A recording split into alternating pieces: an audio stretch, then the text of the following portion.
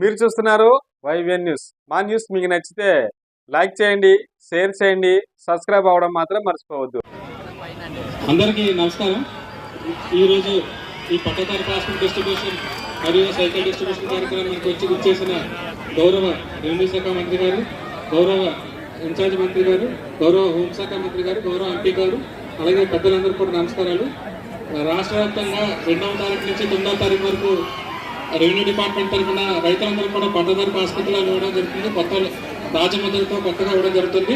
ప్రతి మండలానికి సంబంధించి షెడ్యూల్ ఇవ్వడం జరిగింది. మన జిల్లాకు సంబంధించి మొత్తం 2,05,057 పట్టదారి పాస్పోర్ట్స్ డిస్ట్రిబ్యూట్ చేస్తున్నాము మనం.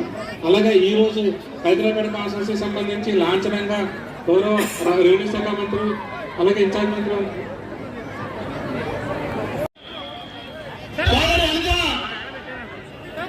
చదువుల సరస్వతి కూతురు నా సోదరు అనితి గారిని వేదిక మీద రావాల్సిందిగా కోరుతున్నాను.